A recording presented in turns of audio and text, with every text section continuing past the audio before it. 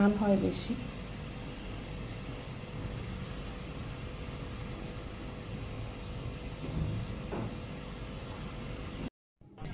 আসসালামু আলাইকুম।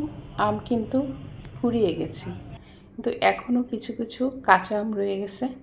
তোমরা যারা এখনও এই আচারটা বানাওনি, দ্রুত এই আচারটা বানিয়ে নাও। এই আচারটা কিন্তু সারা বছর, শুধু সারা বছর না, বছরকে বছর এটা সংরক্ষণ করে রাখা যায়। 1 থেকে তুমি 3 বছর 4 বছর এই আচারটা রাখতে পারো। আর এই আচারটা এমন একটি আচার, তোমরা খিচুড়ি, সাদা ভাত, এরপর ভর্তার সাথে সব কিছুর সাথে এই আচারটা খাওয়া যায়। তাহলে বন্ধুরা চলো এই আচারটার মধ্যে কি কি রয়েছে। এই আচারটা সাধারণত আমাদের এলাকার খুব জনপ্রিয় একটা আচার। যেহেতু এই আচারটা নষ্ট হয় না আর এই আচারটা বছরকে বছর সংরক্ষণ করে রাখা যায়, এটার জন্য এই আচারটা আমাদের এলাকায় অনেক বানায়, মানে প্রত্যেকটা ঘরে এই আচারটা আছে।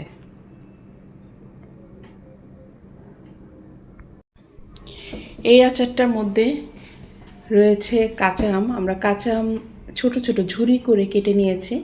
এরপর এর মধ্যে রয়েছে পেঁয়াজ, রসুন, এরপর পেঁয়াজ রসুন এগুলো দিয়ে সুন্দর করে রোদে নাড়তে হবে, একদম মচমচে করতে হবে। যেমন চানাচুর যেভাবে, হয়তো আমার আচারগুলো দেখে বুঝতে পারছো, যেমন চানাচুরের মতো অনেকটা, ঠিক এভাবে করতে হবে।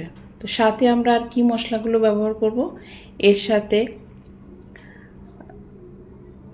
পাঁচফোড়ন, যে মশলাগুলো আমরা সাধারণত আচারে ব্যবহার করি, সেই মশলাগুলো এর সাথে মিক্সড করে রোদে দিতে হবে। তো যখন শুকিয়ে যাবে তখন এরকম একটা কাচের বয়মে, অবশ্যই আচার তো আমরা জানি কাচের বয়মেই রাখতে হয়। তো এদিকে আমি তেল গরম করে নিয়েছি, সরিষার তেল, সাথে শুকনা মরিচ। তোমরা এখানে কতগুলো শুকনা মরিচ আস্ত দিতে পারো। এভাবে দিলে যখন আমরা খিচুড়ি খাই তখন এই শুকনা মরিচের ঘ্রাণটা কিন্তু অন্যরকম লাগে। তাই আমি এখানে কতগুলো, তেল যখন গরম করছি ওর মধ্যে এই শুকনা মরিচটাও ভেজে দিয়েছি। তো তোমরা এইভাবেও দিতে পারো, অথবা আস্তা যে ভাজা ছাড়াও শুকনা মরিচ এখানে ব্যবহার করা যায়। তো এবার আমি তেল দিয়ে দিব, আর তেলটা এমনভাবে দিতে হবে যে পুরো আচারটা কিন্তু ডুবে থাকবে, যেন একদম কম তেলও হবে না, একদম আচারটা যতটুকু আচার আমি বানাবো তার উপরে তেলটা থাকতে হবে। আর মাঝে মধ্যে অবশ্যই রোদ্রে দিতে হবে। আর এই আচারের বৈশিষ্ট্য হচ্ছে যত দিন যাবে আচারের ঘ্রাণ তত বের হবে। পুরানো যত পুরানো হবে তত আচার ফ্লেভার আরও বেশি সুন্দর হয়। আর এই আচারটা সাধারণত আমরা তেলটাই খাই, তেলটাই ঘ্রাণ বেশি। যে কোনো খিচুড়ির সাথে, ভর্তার সাথে তোমরা এই আচারটা খেতে পারো, বা খুদের ভাত যারা খায় এটার সাথেও এই আচার খেতে পারো। আমার আরও 3 বছর আগের এই আচারও আছে, ছোট্ট একটা বয়মে রাখা হয়েছে। সেই আচারটা এখনও কিচ্ছু হয়নি, মানে এখনও আমি আরও খেতে পারবো।